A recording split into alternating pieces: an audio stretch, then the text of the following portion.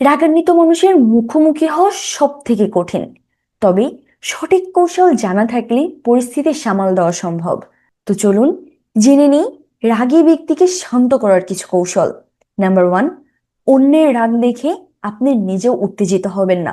আপনার শান্ত স্বর ও শারীরিক ভাষাই তাদের শান্ত হতে সাহায্য করবে। নাম্বার টু, মোটেও তর্ক করবেন না, কারণ এই সময় জেতা নয়, তাকে শান্ত করাই আপনার একমাত্র উদ্দেশ্য। নাম্বার থ্রি, তাকে কথা বলার সুযোগ দিন এবং মন দিয়ে শুনুন। তাকে বুঝতে দিন যে আপনি তার অনুভূতিকে, তার মতামতকে মূল্য দিচ্ছেন। কথা বলার মাঝে বাধা দিবেন না। নাম্বার ফোর, তাদের রাগ বা হতাশার কারণটি মেনে নিন। যেমন ধরুন, আমি বুঝতে পেরেছি আপনার এই পরিস্থিতিতে রাগ হওয়াটা খুবই স্বাভাবিক। এমন ধরনের কথা দ্রুত তাদের রাগ কমাতে সাহায্য করে।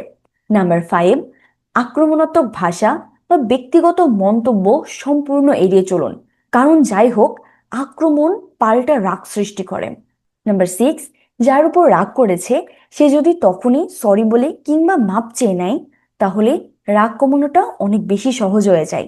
নাম্বার সেভেন, যদি সম্ভব হয়, উত্তেজনাপূর্ণ পরিবেশ কিংবা ভিড় থেকে তাকে একটি শান্ত ও নিরিবিলি জায়গায় নিয়ে যান।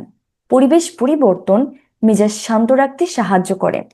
নাম্বার এইট, যদি পরিস্থিতি নিয়ন্ত্রণের বাইরে চলে যায় বা কথা বলার পরিবেশ না থাকে, তবে বিনয়ের সাথে বলুন, চলুন আমরা 5 মিনিট পর আবার কথা বলি।